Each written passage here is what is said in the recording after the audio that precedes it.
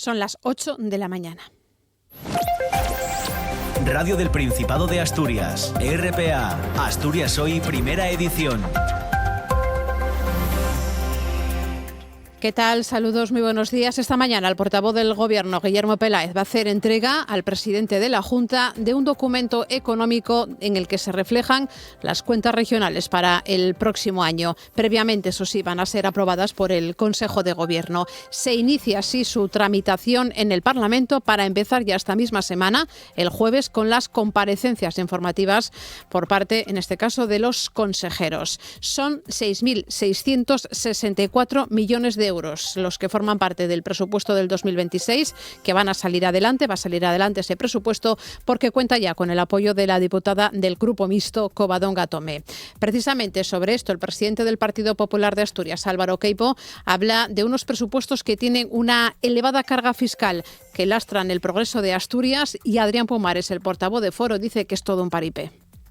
Insisten en un error, que es seguir depositando sobre los asturianos el peso de una carga fiscal que es insoportable, una carga fiscal que es injusta, que nos elimina y que resta competitividad con el resto de territorios del norte de España, sin ir más lejos. El acuerdo que ha alcanzado Covadonga Tomé con el PSOE no tiene ni pies ni cabeza. Y 1 millar de autónomos piden en Oviedo la mejora de sus condiciones laborales. Reclaman una revisión inmediata y justa de las cuotas de los autónomos, adaptadas precisamente a la realidad económica, y piden también una rebaja de la carga fiscal para fomentar el emprendimiento viable. Una marcha que se celebró, en este caso, en Oviedo y en otras ciudades españolas, convocada por la Plataforma por la Dignidad de los Autónomos aquí en Asturias. Entre ellos estaban Ángela Menéndez y Eduardo Cosmea. Asfixiados completamente.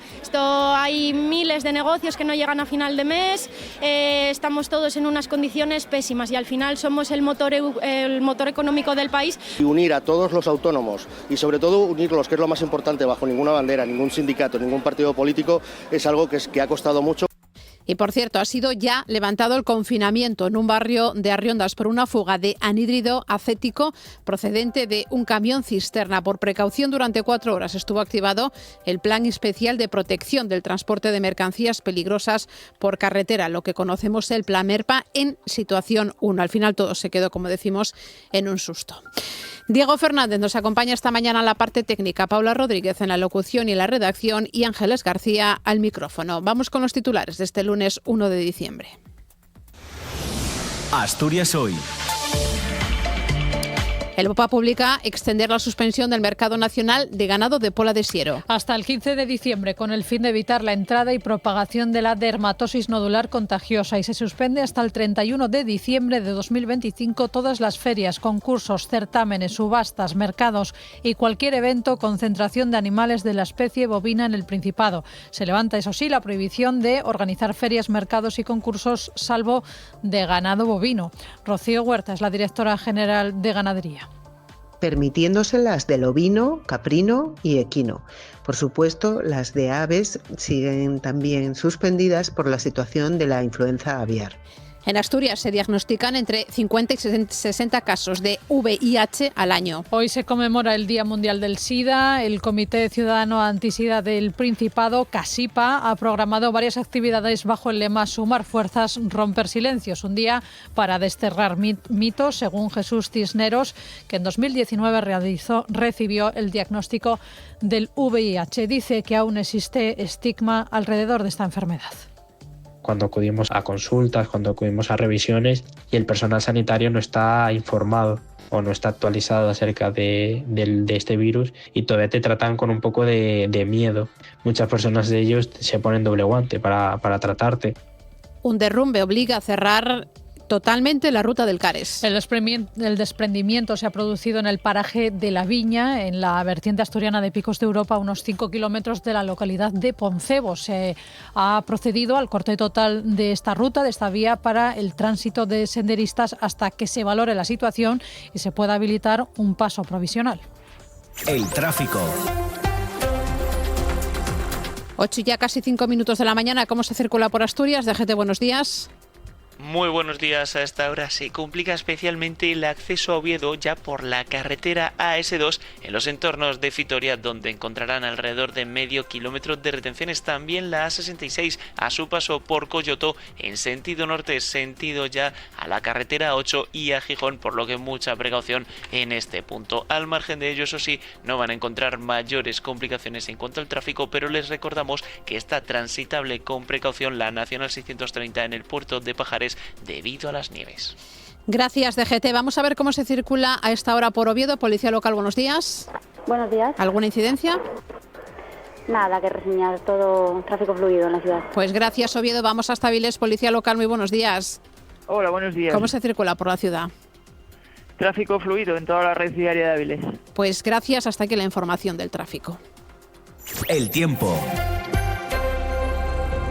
Vamos a ver cómo comenzamos esta semana. Alba Rodríguez, ¿qué tal? Muy buenos días. Hola Ángeles, ¿qué tal? Buenos días. Hoy estamos de estreno y estrenamos el mes de diciembre de la manera más dinámica posible, con viento de componente sur, con nubes, con claros y en general con temperaturas que hoy suben debido precisamente a ese viento de componente sur. Temperaturas que hoy podrán alcanzar los 18, incluso 19 grados, sobre todo en puntos cercanos a la costa. En general arranca la semana con condiciones de estabilidad, aunque sí es cierto que no descartamos que a partir de las 7-8 de la tarde comiencen a entrar precipitaciones de carácter muy débil. Mañana martes seguiremos hablando de esta misma tendencia con algo de orvallo y sobre todo durante la segunda mitad del día, que de darse se dará en la cordillera y en concejos cercanos al suroccidente. Esta alternancia, este vaivén en las condiciones atmosféricas se va a mantener hasta el jueves, y es que el jueves previsiblemente llega un frente que nos va a dejar un jueves y un viernes de precipitaciones intensas, de cota de nieve que se quedará en el entorno de los 1000 metros de altitud y de temperaturas que van a bajar de manera importante. Asturias al día. A las 9 en punto comienza Asturias al día. Vamos a ver con qué temas esta mañana. Nacio Varillas, buenos días. ¿Qué tal? Buenos días, Ángela, Paula, compañeras de Asturias, hoy primera edición. Como siempre, 3 asuntos. La primera parte estará dedicada a la ONG Asociación Centro Trama. Lleva ya 27 años trabajando en Asturias, sobre todo en el ámbito de la infancia y de la familia. Atiende cada año a más de 700 menores y muchos de ellos están pendientes de cumplir medidas judiciales. Hoy vamos a conocer en Asturias al día su actividad y sus próximos proyectos con Ángel Rey, el director de Trama en Asturias, con Soledad González, que es educadora del centro de día en Ubieu, y con Beatriz Lorences, que es la coordinadora de ese centro de día.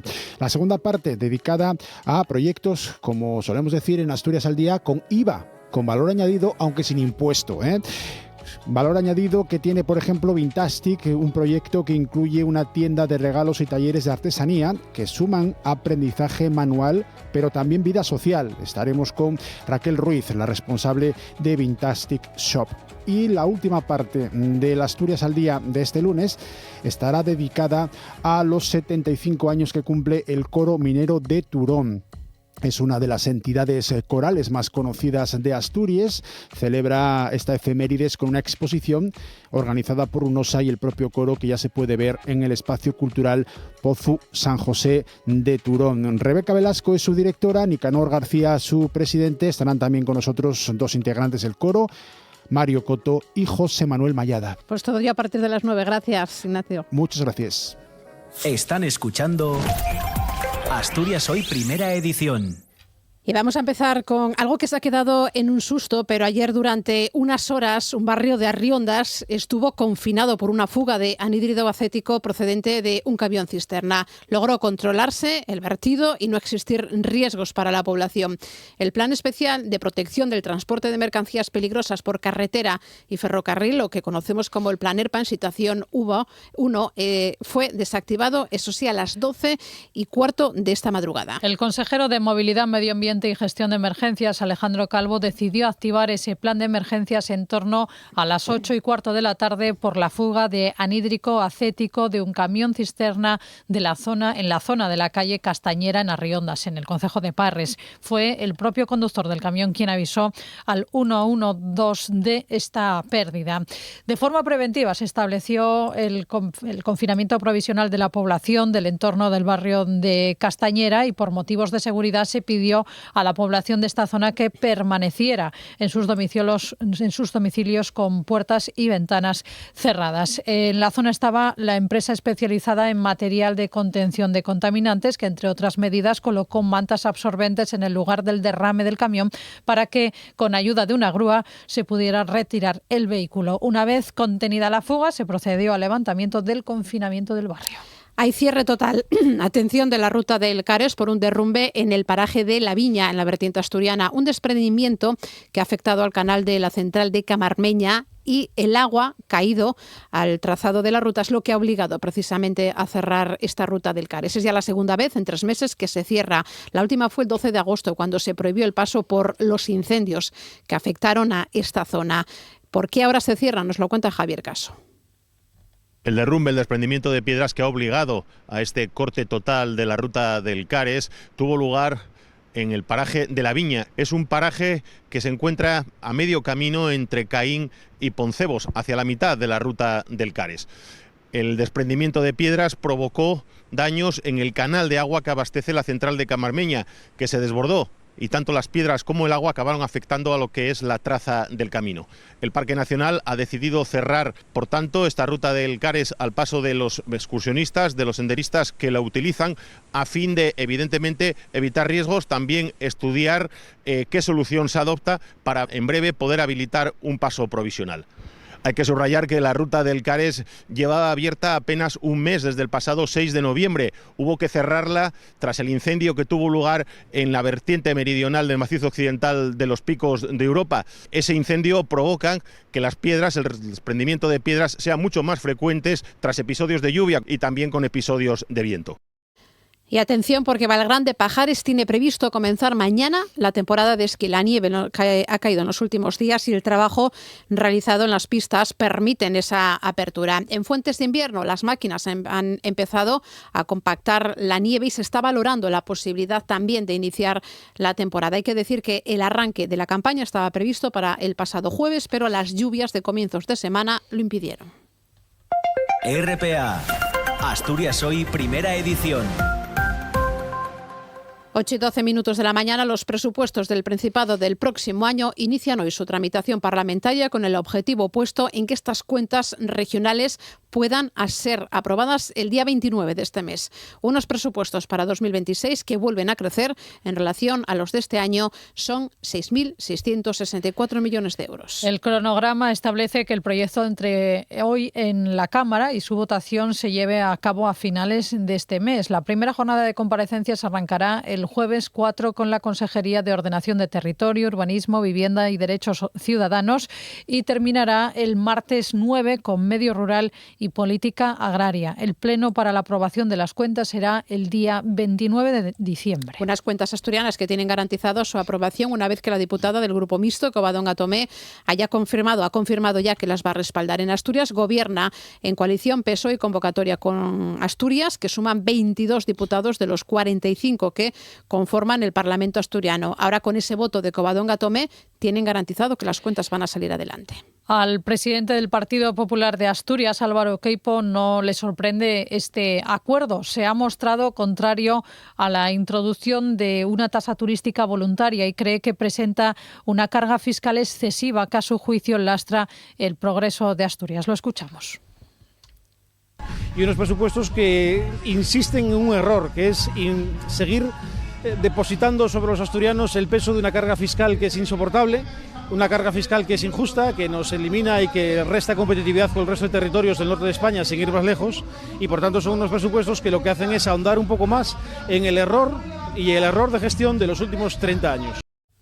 También reacciones desde la otra parte de la oposición. El secretario general de Foro Asturias, diputado del Grupo Mixto en la Junta, cree que el acuerdo presupuestario de Tomé es un paripé. Para Adrián Pumares, la diputada ha dado el sí sin conocer el texto y sin una negociación, dice, real. El acuerdo que ha alcanzado Covadonga Tomé con el PSOE no tiene ni pies ni cabeza, porque todas las propuestas que aparecen presuntamente en ese acuerdo ya sabíamos que iban a estar en el proyecto desde hace meses. Alrededor de 1 millar de autónomos asturianos se han manifestado por el centro de Oviedo para reclamar unas condiciones laborales dignas para este colectivo. Lo hacían ayer y lo que piden es la revisión, entre otras cosas, de las cuotas de forma justa e inmediata, también una rebaja de la carga fiscal o una mayor protección social. Dicen que están hartos y que no ven futuro. Bajo el lema "Autónomos asfixiados, basta ya", los manifestantes reclamaron una revisión inmediata y justa de las cuotas de autónomos, una rebaja drástica de la carga fiscal, una protección social equiparable a de los asalariados y la aprobación de la exención del IVA para facturaciones por debajo de los 85.000 euros. Eduardo Cosmea es responsable de comunicación estatal de la plataforma. Y en muchas ocasiones nosotros adelantamos un dinero que no hemos cobrado para hacer una regulación de impuestos. Somos los recaudadores del impuesto del IVA, por el que no percibimos dinero, ni siquiera deducciones, y en muchas ocasiones nos cuesta dinero. Y muchas empresas tienen problemas de liquidez y de financiación precisamente por eso. Cosmea también destaca la importancia de los autónomos para el empleo. Aquí en España, según datos del propio Ministerio, crean 2 de cada 3 puestos de trabajo. Es decir, si invertimos esos esfuerzos, ya no hablamos de dinero solamente, hablamos de esfuerzos. Si ese esfuerzo se dedica al pequeño comercio, al pequeño empresario, al pequeño prestador de servicios, se puede crear ese puesto de trabajo y se pueden crear grandes, pequeños puestos de trabajo. La marcha convocada por la Plataforma por la Dignidad de los Autónomos discurrió desde la estación de tren hasta la Plaza de la Catedral en Oviedo. Se concentraban en una veintena de ciudades en toda España, entre ellas Madrid, Barcelona, Valencia y Bilbao. Pues que estoy harta, llevo 19 años de autónoma y ya no puedo más, Cada día peor, cada mes peor, nos acribían a impuestos, no tenemos ningún tipo de derecho y es que hasta aquí llegamos. ArcelorMittal iniciaba ayer la parada programada de la línea de decapado de Avilés para remodelar y mejorar su operatividad. Incluye la sustitución de los tanques de ácido clorhídrico para el tratamiento del acero. Esta parada se suma a la del Chinter A por mantenimiento y a los problemas del horno Alto B, que la compañía no consigue arrancar y que está provocando la aplicación del ERTE entre el personal de varias instalaciones por la falta de materia prima. El próximo jueves, por cierto, está previsto que comience una nueva negociación para la aplicación de otro ERTE que entre en vigor el próximo 1 de enero. Y vamos a estar muy pendientes de una reunión que hay convocada hoy entre el CEO de ArcelorMittal en España y representantes de comisiones obreras en la empresa. Va a ser a las 11 de esta mañana, las dependencias que la factoría tiene en Avilés. Allí, Comisiones Obreras va a mantener un encuentro con Philippe Meirán, que es director ejecutivo de la multinacional para Asturias. Se va a analizar el sector y las distintas acciones que están tomando a nivel europeo, como la proposición de ley en Francia de nacionalizar al gigante siderúrgico. Seguimos hablando de trabajo porque la Inspección de Trabajo detectó cerca de 2.000 empleos irregulares en Asturias en el último año. Personas que estaban trabajando sin estar dadas de alta en la Seguridad Social. Fueron 1.935 casos frente a los 852 de un año antes, es decir, más del doble. De ese empleo sumergido, más de un millar eran falsos autónomos. La mayoría tienen que ver con los conocidos como riders, que prestan servicio en las empresas de reparto. También destaca especialmente la detección de trabajo sumergido de personas extranjeras con 200 infracciones, un 47% más que el año pasado. Tiene más información al respecto Ángela Búrdalo. Son parte de los datos analizados en la última comisión operativa en la que participan la Inspección de Trabajo, el Ministerio y el Gobierno del Principado. Una reunión en la que se destacó el aumento de los casos de obstrucción a la labor inspectora. En el último año se han levantado un centenar de actas por este motivo en las empresas asturianas, un 24% más, que han supuesto multas de 360.000 euros. Y otras sanciones que van en aumento son las relacionadas con la seguridad social. Su importe se ha duplicado hasta los 5,4 millones de euros. La Inspección de Trabajo también ha recuperado 1 millón de euros en salarios no percibidos por personas que estaban trabajando más horas de las estipuladas. Esa cantidad de dinero en retribuciones impagadas es un 72% más que hace un año. El número de actuaciones en prevención de riesgos laborales superó las 9.500. Es un aumento del 28% y las infracciones en este campo crecieron cerca de un 60%.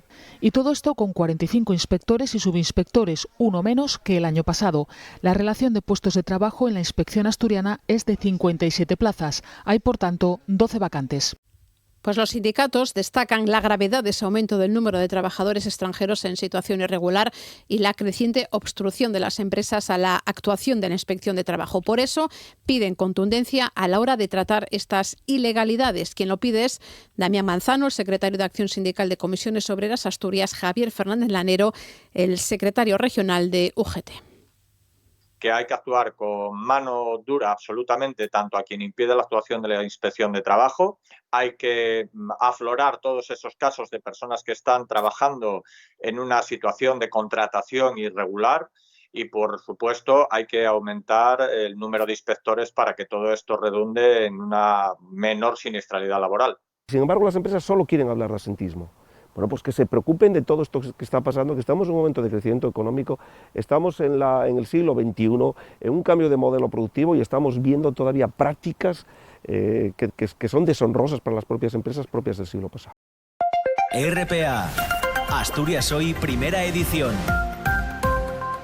8:20 de la mañana, el Boletín Oficial del Principado, el BOPA, publica hoy la extensión hasta el próximo 15 de diciembre de la suspensión del mercado nacional de ganado de Pola de Siero. Lo hacen con el fin de evitar la entrada y propagación de la dermatosis nodular contagiosa. El Gobierno del Principado también prorroga la exigencia de autorización previa para descargar animales que atraviesen zonas de riesgo. Nos lo cuenta Cristina Natal. La medida se publica hoy en el Boletín Oficial del Principado, en el BOPA. También prorroga la exigencia de la autorización previa para descargar animales que atraviesen zonas de riesgo. Como novedad, Medio Rural sí permitirá la venta en el mercado de la Pola de vacas, toros y bueyes de más de un año que lleven en la comunidad, que lleven en Asturias desde antes del 22 de octubre. Lo explica Rocío Huerta, la directora general de Ganadería del Principado. Permanece la suspensión del mercado nacional de Pola de Siero, en este caso hasta el 15 de diciembre. Pero como venía siendo hasta ahora y para favorecer la actividad comercial con seguridad, seguirán realizando agrupamientos de animales bovinos en el recinto ferial. Así como novedad de este periodo, se permitirá que ya se agrupen animales bovinos mayores que lleven las explotaciones de Asturias desde antes del 22 de octubre. Por otra parte, el Principado ha decidido levantar la prohibición de organizar ferias, mercados y concursos, salvo para ganado bovino. A partir del día 1 de diciembre y hasta el 31 de diciembre, las únicas ferias, concursos, certámenes, concentraciones de ganado que están suspendidas son las relacionadas con el ganado bovino, permitiéndose las del ovino, caprino y equino. Por supuesto, las de aves siguen también suspendidas por la situación de la influenza aviar. Para frenar el avance de esta dermatosis nodular, los expertos insisten en cumplir de forma estricta las recomendaciones sanitarias. Nos lo pide Manuel Morales, es miembro del Comité Científico de la Asociación Nacional de Especialistas en Medicina Bovina. Se ha actuado muy rápidamente, se han puesto encima de la mesa los recursos tanto vacunales como humanos para poder controlarla, y hoy por hoy, y además atendiendo a que llega el invierno y los vectores, porque estos son enfermedades normalmente transmitidas por vectores, pues vamos a tener menos insectos en las granjas. Yo creo que a día de hoy podemos decir que está controlada en la zona de Cataluña. Bueno, precisamente vamos a estar muy pendientes de una reunión que hay hoy entre el Ministerio de Agricultura, la Generalitat y el sector porcino. Van a analizar la situación tras el brote de peste porcina africana en la provincia de Barcelona. El gobierno catalán ha reforzado el dispositivo de vigilancia y ha solicitado la ayuda a la UME para frenar la propagación del virus tras el hallazgo de otros 8 jabalíes muertos este domingo, que se suman a los 6 encontrados con anterioridad. La Unidad Militar de Emergencias cuenta con una unidad especializada en vigilancia cinegética.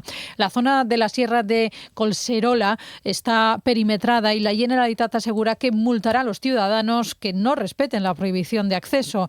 Las 39 granjas de cerdos revisadas hasta ahora están libres del virus. Volvemos a Asturias, a Las Regueras, porque allí se trabaja en una modificación puntual del PGO, del Plan General de Ordenación Urbana, que permita que el 80% de su territorio existan condiciones más flexibles para el uso ganadero y agrícola. En el concejo había preocupación por las limitaciones existentes en determinados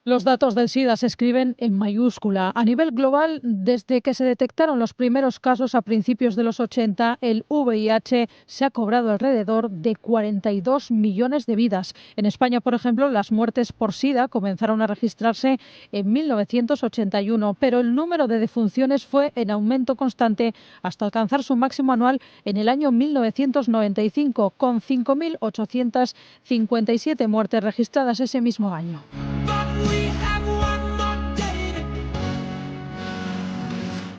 El SIDA se contagia principalmente a través de las relaciones sexuales sin protección o por compartir agujas para inyectarse drogas. También se transmite por el contacto con sangre infectada y de madre a hijo durante el embarazo, parto o lactancia.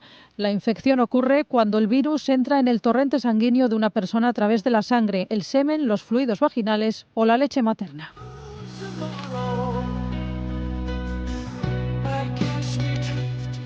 La infección provoca el deterioro progresivo del sistema inmunitario y destruye la capacidad del cuerpo para defenderse de algunas infecciones y otras enfermedades. Cuando se habla de SIDA, del síndrome de inmunodeficiencia adquirida, se hace referencia a la etapa clínica más avanzada de la infección por VIH. Gracias a los avances en el acceso al tratamiento antirretrovírico, las personas seropositivas viven ahora más años y llevan una vida más saludable. Además, se ha confirmado que los tratamientos previenen la transmisión ulterior del VIH. A pesar de las mejoras en los tratamientos, hoy no se muere de SIDA. Las cifras indican que se ha producido un repunte de casos a nivel global. En 2025, este año, la ONU ha advertido de un grave retroceso en la lucha contra el VIH debido a significativos recortes en la ayuda internacional. La reducción de la financiación de Estados Unidos en la lucha contra el SIDA ha provocado impactos negativos en la respuesta global y amenaza con deshacer décadas de progreso. Los servicios de prevención del VIH están gravemente afectados y eso hace que sea imposible alcanzar los objetivos de desarrollo sostenible de poner fin al SIDA en 2030.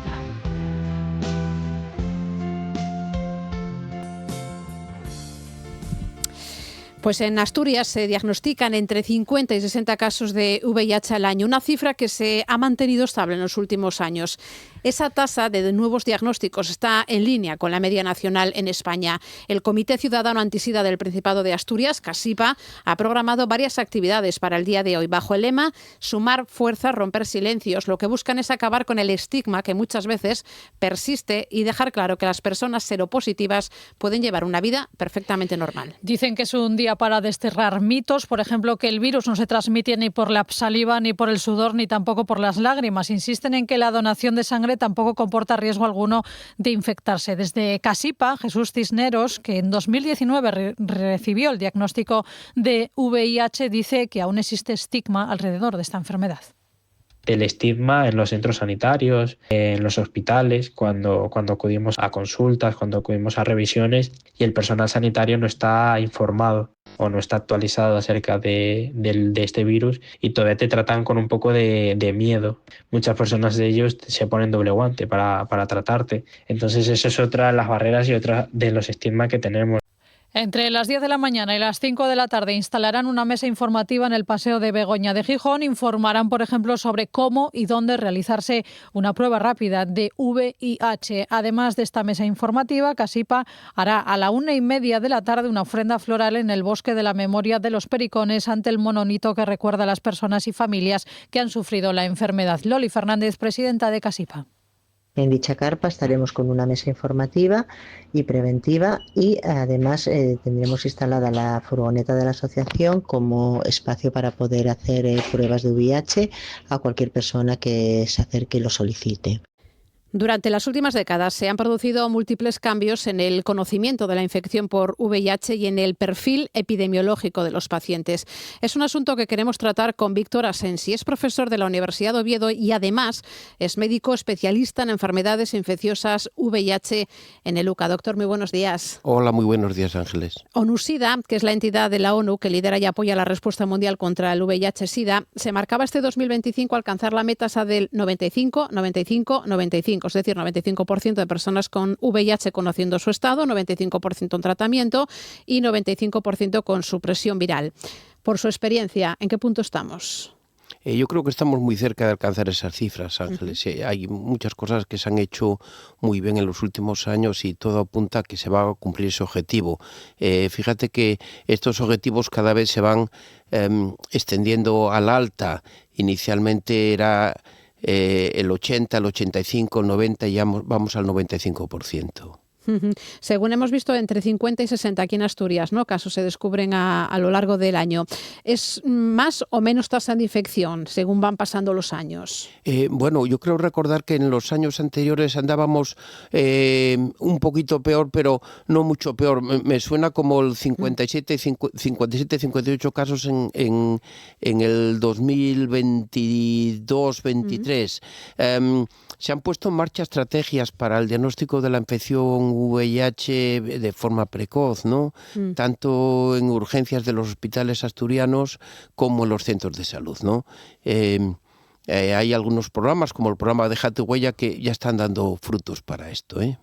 ¿Y qué hacen, por ejemplo, cuando uno llega al hospital? Y luego vamos a ver qué cuando hace uno cuando en atención primaria, ¿no? Por ejemplo, en los hospitales. Sí, hay determinadas infecciones, hay determinadas patologías que sugieren infección VIH. Bueno, esto algunas veces quedaba soslayado porque el paciente ingresaba por otro motivo, ¿no? A lo mejor por un traumatismo, por ejemplo. Pero el paciente tenía una historia de tener las plaquetas bajas, pongo un ejemplo, o de tener candidiasis orofaringea recidivante. Y esto quedaba un poquito de lado. Bueno, pues ahora se han puesto en marcha indicadores, es decir, esta persona tenemos que pedirle una serología VIH y vamos a conseguir pues diagnosticar mucho primero de VIH, porque estos diagnósticos de infección tardía conllevan muchas veces que los pacientes tengan que ingresar en el hospital por una parte, habitualmente con una infección oportunista. Hablamos de una neumonía por neumocistis, una toxoplasmosis cerebral, una criptococosis del sistema nervioso central, o un tumor sugestivo de VIH como el sarcoma de Kaposi, un linfoma no Hodgkin.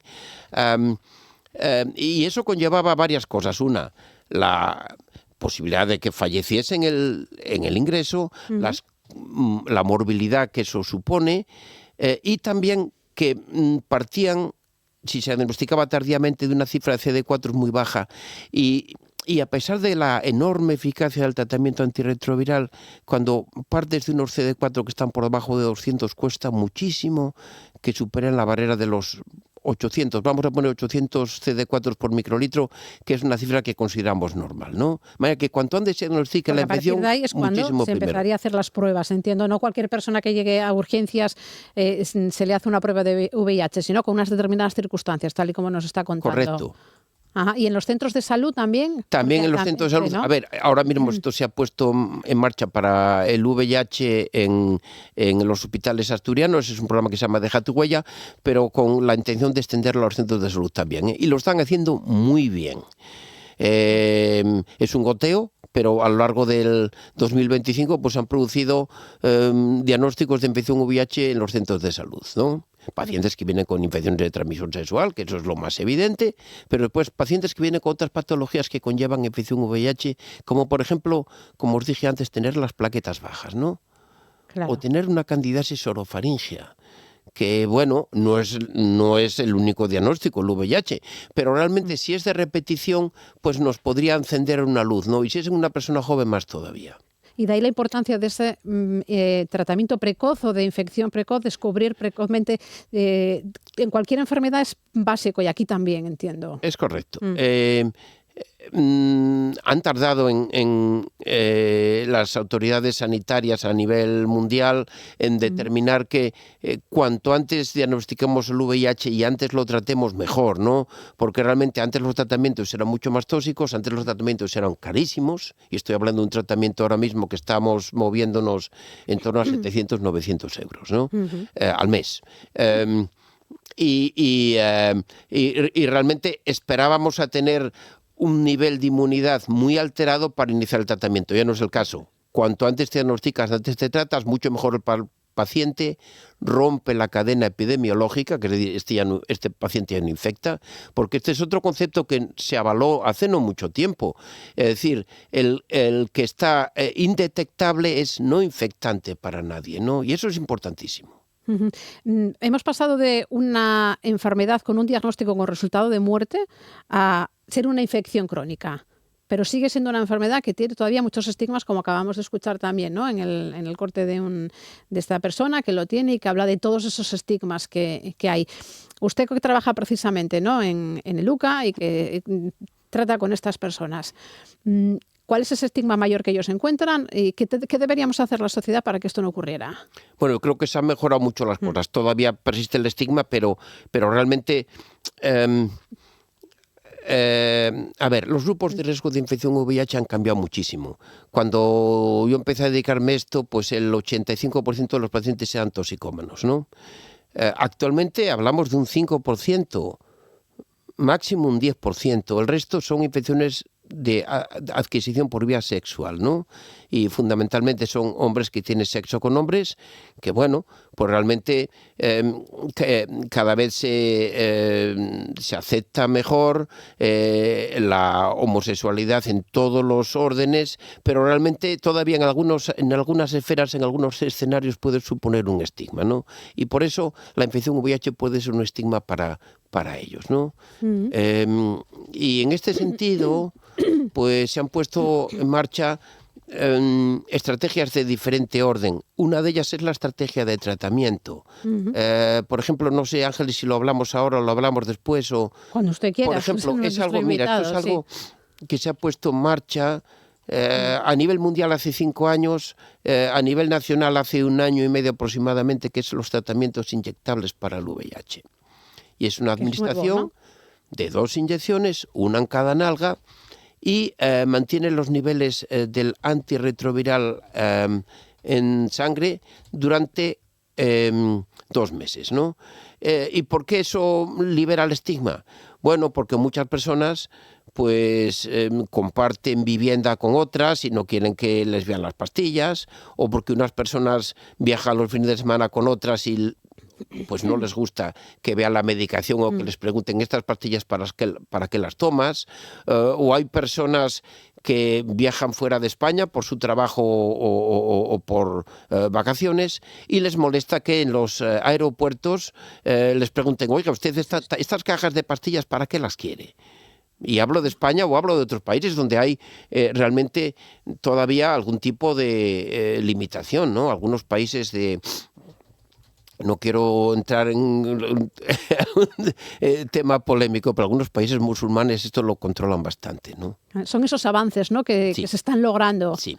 Que eso es muy positivo muy para positivo. Estas personas. Yo realmente claro. voy a decir para los que me estén oyendo que el tratamiento inyectable no es más eficaz que el tratamiento oral. El tratamiento oral lo mismo es una pastilla al día, enormemente eficaz. De esta infección, que es una infección por desgracia todavía crónica, no se muere nadie, pero la infección está domesticada y el que está diagnosticado y tratado, pues como mucho en 3 meses desde que inició el tratamiento, pero probablemente en 1 mes y medio ya deja de ser infectante, ¿no? Para los demás. Nos ha comentado cómo ha cambiado ese perfil de personas, ¿no? que tienen VIH. Hemos pasado de las personas de los años 80 cuando todo empezó, ¿no? De toxicómanos, de heroína, y ahora es por transmisión sexual. ¿Qué está fallando entonces para que haya esa transmisión sexual, que la gente pues no utilice el preservativo, tanto como lo hemos dicho y hemos recalcado en ello? Bueno, es cierto. Mira, todo lo que has comentado realmente ha caído de una manera significativa el uso del preservativo, lo que ha traído un aumento de las infecciones de transmisión sexual. Hablo de la sífilis, de la gonococia, de distintos tipos de infecciones, uretritis o proctitis por ureaplasma, por clamidia, por micoplasma. Y se han puesto estrategias en este sentido para evitar que la infección VIH se transmita en aquellas personas que no usan el preservativo. Y esto se llama la PrEP.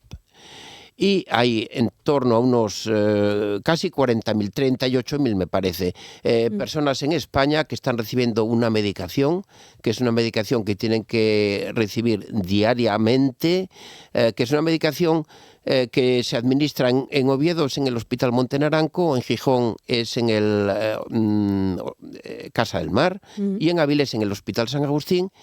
Y estas personas cada 3 meses tienen que ser sometidas a un chequeo para confirmar que no están infectados realmente por el VIH porque han hecho bien el tratamiento y que no han adquirido infecciones de transmisión sexual, porque es bastante frecuente que estas personas que no usan el preservativo pues pudieran adquirirla y transmitirla a otras personas también. Y estamos hablando más de personas jóvenes. Personas jóvenes. Claro, ahí sí. Está el problema, ¿no? Sí. Le iba a preguntar a los adultos, pero si vieron los jóvenes, entonces, claro, correcto. ¿Qué está fallando? No sé si es en parte de la educación o los jóvenes que se ven libres de que no les va a pasar nada. Bueno, eso influye mucho, desde luego, el pensar que la infección VIH que era mortal y que no había tratamiento, realmente esto era un freno, ¿no? Y esto hacía que el preservativo que fuese algo que fuese innegociable. Cuando se ha visto que la infección VIH es una infección crónica, bueno, pues se han caído muchas barreras y realmente pues se ha dejado de considerar algo incuestionable el preservativo y se ha tenido que recurrir pues a estas técnicas de tomarte un comprimido diario, en principio durante un tiempo indefinido. Estamos hablando de personas que tienen una media de edad pues entre los 20 y los 55 años, ¿no? Son muchos años tomándose un comprimido para no infectarse, ¿no? Esto obviamente en el momento que dispongamos de una vacuna esto se acabó el problema, pero hasta ahora estamos un poquito todavía lejos de conseguirlo, ¿eh? ¿De conseguir la vacuna? Sí. ¿Y qué haría falta? ¿Más financiación? ¿Que no haya tantos recortes como puede haber o puede determinados países que lo puede haber hecho? No sé si, por ejemplo, el caso de Estados Unidos, ¿no? Que ha hecho más recortes. Todo eso influye, Ángeles. No todas las enfermedades infecciosas han conseguido una vacuna para ellas, ¿eh? Una infección de transmisión sexual tan antigua como la sífilis no tiene vacuna. Y realmente uno se infecta de sífilis 5 veces al año y se trata y a la 6ª vez vuelve a infectarse otra vez. O sea que realmente no es fácil. Hay algunas infecciones que no se ha encontrado la vacuna. Mira, hablamos de una infección también que es muy, muy frecuente en los mismos grupos de riesgo, que es la infección por el virus de la hepatitis C. Los avances han sido extraordinarios. Se puede tratar y curar la hepatitis C, pero no genera inmunidad permanente. De manera que te tratas 5 veces de la hepatitis C al año, si tienes la desgracia de contraerla, pero la 6ª vez vuelves a contraerla. Estamos hablando de esa vacuna. Cuando ha sido la COVID, cuando fue la COVID y se logró esas vacunas tan inmediatamente, en alguien como usted que se dedica precisamente, ¿no?, a las infecciones o a lo del VIH, ¿qué pensamos o qué piensan que no se haya logrado después de tantísimos años? ¿Qué es lo que falta ahí? No sé si es financiación, no lo sé. A ver, era mucho más sencillo fabricar una vacuna frente al coronavirus que frente al VIH. Esto se ha intentado. Ha sido falta de desinterés, entiendo, ¿no? Yo creo que no es por desinterés, yo creo que es por dificultades técnicas, ¿no? Fíjate que una vacuna que causa muchas más muertes, de una infección que causa muchas más muertes al año, como es la del paludismo, las tasas de éxito del paludismo con la vacuna, pues un 30 o un 40%, ¿no? Realmente protege a los niños, pero las personas adultas, pues muchas veces, pues a pesar de estar vacunadas, contraen el paludismo también, por ponerte un ejemplo, ¿no? Le he visto en varias entrevistas, ¿no? Y se lo han preguntado si estamos cerca de terminar con el VIH o de curar el VIH. Estamos mucho más cerca que cuando yo empecé en los años 80. Yo presencié los primeros casos de infección VIH en el Principado. Estamos muchísimo más cerca. Confiaban que antes de jubilarme iba a verlo. Por desgracia, ya estoy más cerca de la jubilación que ver la curación, pero el que me esté oyendo y tenga la infección VIH, que no pierda la esperanza, porque realmente los avances han sido extraordinarios y se va a ver libre de esta infección, sin duda. Iba a pedirle que nos diera un mensaje de esperanza para esa gente, ya para finalizar la entrevista, pero ya lo ha dado, ¿no? Sí. El mensaje está ahí, se van a ver libres de la infección, va a aparecer la medicación que es curativa, va a aparecer la vacuna también, sin duda, para evitar que la infección que otras personas la puedan contraer, y yo creo que hay, y sin duda que hay esperanza, y los que por desgracia se encuentren en este momento en una situación de infección crónica, pues que sepan que su esperanza de vida es como cualquier otra persona y que no infectan a nadie, y que realmente si todavía en algunas esferas hay un estigma, pero realmente las cosas han avanzado mucho y más que van a mejorar todavía, ¿eh? Pues bonito mensaje para finalizar esta entrevista con Víctor Asensi, profesor de la Universidad de Oviedo, también médico especialista en enfermedades infecciosas y VIH del UCA. Esperemos que antes que se jubile pueda volver a pasar y ya pues que se haya encontrado esa vacuna o esa fin del UCA, del VIH. Gracias, doctor, por haber venido a RPA. Un saludo. Muchas gracias, Ángeles, por la invitación y nada más. Ánimo a las personas que me están oyendo y están en contacto con el VIH porque lo tengan o porque tengan algún familiar de su entorno que lo tiene. Hay vida y hay esperanza por delante. Pues con ese mensaje nos quedamos. Gracias, doctor. Para estar al día, Asturias al Día. Asturias al Día. Un programa de noticias, análisis y debate que se emite de lunes a viernes a las 9 de la mañana en RPA. Asturias al Día en RPA, la radio autonómica. ¿Queréis ser parte de nuestro programa? Cada mañana de 11 a 2 hacemos juntos La Radio es Mía, que es vuestra. Os proponemos un tema de actualidad. Nosotros ponemos los datos y los expertos, y el análisis va de vuestra parte. Oyentes, opinantes y este equipo juntos, haciendo radio aquí en RPA. RPA, Asturias Hoy, primera edición. A las 8:50 de la mañana tenemos más asuntos que contarles. En este caso les vamos a hablar de esa multitudinaria concentración que hubo ayer en Madrid para protestar contra la gestión del Gobierno y exigirle a Pedro Sánchez, al presidente del Gobierno, que convoque elecciones. El presidente de los populares, Alberto Núñez Feijóo, en un atril con el lema "Elecciones ya", impreso en ese atril, ha reiterado que España ya no aguanta más a un PSOE al que ha calificado de mafia. Allí estuvo Laura Álvarez. La convocatoria era a las 12 de la mañana, pero una hora antes el templo de Devot estaba prácticamente lleno. El líder del Partido Popular, Alberto Núñez Feijóo, animó a todos los españoles a salir a la calle a protestar contra el gobierno de Pedro Sánchez, al que exige que convoque elecciones tras los últimos escándalos del Partido Socialista. El sanchismo es corrupción política, el sanchismo es corrupción económica, el sanchismo es corrupción institucional, el sanchismo es corrupción social y el sanchismo es corrupción moral. El sanchismo está en la cárcel y tiene que salir del gobierno. El sanchismo está en la cárcel y tiene que salir del gobierno. Tratándose de Madrid, también Martínez Almeida e Isabel Díaz Ayuso tomaron la palabra. En el caso de Ayuso, con un discurso mucho más acometedor, aseguró que Sánchez se ríe en la cara de los españoles. Muchos de los allí presentes terminaron la protesta gritando en contra de Sánchez en la puerta de su sede, situada a pocos metros de allí, en Ferraz. Pues el ministro de Justicia ha dicho que Partido Popular y Vox se han convertido en lo mismo y que actúan de manera sincronizada. Félix Bolaños asegura que todos sus ataques solo van encaminados a ocultar su falta de propuesta política. Ellos necesitan decir una burrada, un insulto, una difamación, una mentira. Si el PP y Vox se manifiestan en el mismo sitio, dicen las mismas cosas, insultan del mismo modo y tienen la misma falta de proyecto para nuestro país, ya no hay duda, son lo mismo. De la foto de Colón a la foto del templo de Devot y alrededores, son lo mismo.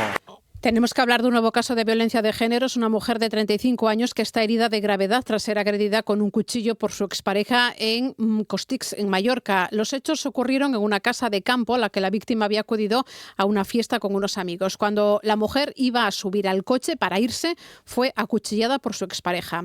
La Guardia Civil ha arrestado al hombre, que tiene 31 años, que luego intentó suicidarse. Eso sí, tenía una orden de alejamiento de la víctima. Y le recordamos ese teléfono de atención a víctimas víctimas de mujeres de violencia de género, que es el 016, que funciona a las 24 horas del día y que es gratuito. Y también contamos que la Guardia Civil ha detenido a un hombre por abusos sexuales y corrupción infantil en Vecindario, en Gran Canaria. Una investigación que ha identificado a 61 víctimas, todas ellas menores, a las que engañaba haciéndose pasar por un representante deportivo. Lo cuenta Marta López, portavoz de la Guardia Civil. El detenido operaba a través de Internet y combinaba dos métodos de engaño. Por un lado se hacía pasar por manager deportivo y por otro empleaba identidades falsas femeninas para ampliar su alcance y generar confianza en los jóvenes. Además, usaba técnicas de manipulación emocional para quedar con las víctimas y obtener material de contenido sexual. Incluso llegó a mantener relaciones íntimas con algunas de las víctimas. En Asturias Hoy, primera edición, Deportes. Deportes con Bea Otero, ¿qué tal? Muy buenos días. Hola, buenos días. El Real Oviedo se ejercitará en el Requesión desde las 10:30 en la primera sesión de la semana tras la derrota ante el Atlético de Madrid por 2-0 en el Metropolitano. Los de Luis Carrión buscarán la victoria el viernes ante el Mallorca en un encuentro que se jugará a las 9 de la noche en el Carlos Tartiere. Un partido de vital importancia al que muchos ya califican de final. Santi Cazorla, jugador del Real Oviedo. Bueno, no sé si llamarlo final, ¿no? Para mí es muy pronto aún. El equipo, pues bueno, sí es verdad que necesita una victoria, sobre todo para ganar confianza, para liberarse un poco también de los resultados que nos están siendo a favor y bueno, en nuestro campo sobre todo tenemos que hacernos fuerte, ¿no? Más que nada por eso, porque en nuestro campo con nuestra gente tenemos que empezar a sumar de 3 contra un rival también que está en la zona baja como es el Mallorca y bueno, así lo vamos a plantear, ¿no? Seguro que con nuestra gente vamos a ser fuertes, ¿no? El Sporting volverá a los entrenamientos a las 11 menos cuarto en Mareo. Será la primera sesión de trabajo en una semana de 2 partidos para los rojiblancos. El primero, el miércoles, desde las 8 ante el Mirandés, correspondiente a la Copa del Rey, y el segundo, de Liga, el sábado ante la Real Sociedad B a las 6:30. Los 2 encuentros serán a domicilio para el conjunto gijonés. En primera, Rafael Avilés perdió por 1-2 ante el Celta Fortuna en el Suárez Puerta. Los de Dani Vidal se adelantaron en el marcador por mediación de Babín, pero el filial gallego le dio la vuelta al luminoso en la segunda parte. En segunda ref, cara y cruz para los equipos asturianos. El Marino se impuso por 1-0 al Ávila en Miramar y el Vetusta por 1-2 al Bergantiños en As Eiroas. Mientras que el Langreo perdió por 3-1 ante el Numancia en Los Pajaritos y el Lealtad por 0-1 ante el Ourense en Les Caleyes. Y en Fórmula 1, Verstappen se llevó el triunfo en el Gran Premio de Qatar por delante de Piastri, Carlos Sainz y de Norris. El asturiano Fernando Alonso fue séptimo. Norris llega líder al Gran Premio de Abu Dhabi, último del Mundial. Lo hace con 12 puntos de margen sobre Verstappen, ahora segundo, y 16 sobre Piastri.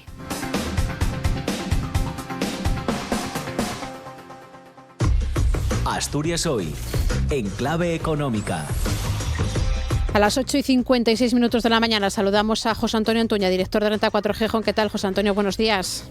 ¿Qué tal, Ángeles? Buenos días. Bueno, después de un mes de noviembre con máximos históricos para el IBEX, queremos saber cómo arrancará este mes de diciembre con este lunes ya día 1.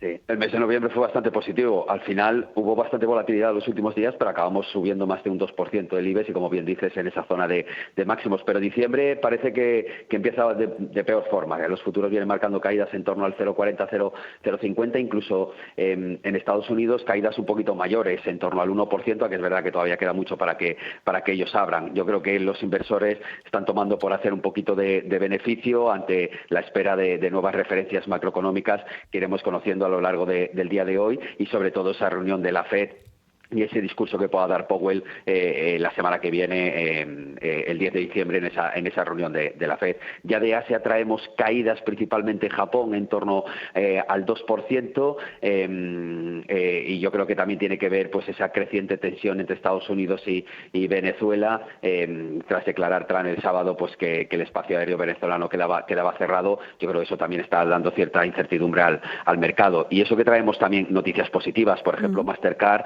ha publicado que en este Black Friday las ventas se han incrementado un 4,1% en respecto al año pasado en Estados Unidos, ¿no? Con lo cual eso parece darnos a entender que, a pesar de los aranceles, a pesar de que se hablaba de cierta debilidad del mercado laboral, pues parece que Estados Unidos, su economía está aguantando bastante bien. Hay que recordar que el consumo privado americano supone el 70% del PIB de Estados Unidos, ¿no? Con lo cual estas cifras nos hacen ser más o menos optimistas.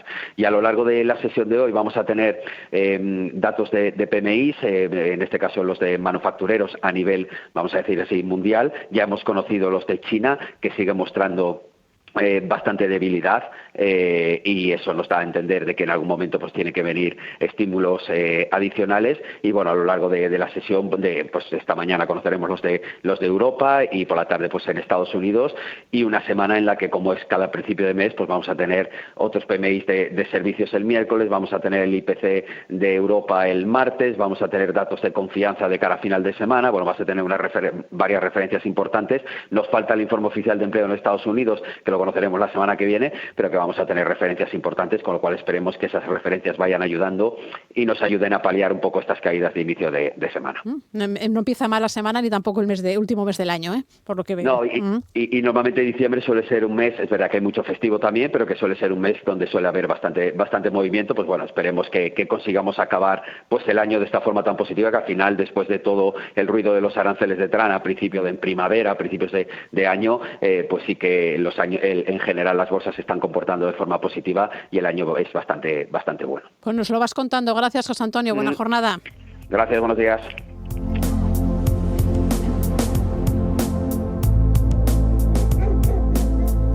Les estamos contando a lo largo del informativo que estamos a 1 de diciembre, que es el Día Mundial de la Lucha contra el SIDA, y esta canción, Street of Philadelphia, de Bruce Springsteen, escrita precisamente para la película de 1993, narra la lucha contra el SIDA.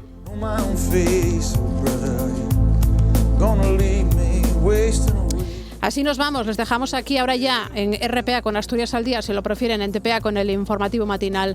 Nosotras mañana a las 8 en punto volvemos a estar aquí. Gracias y buen día.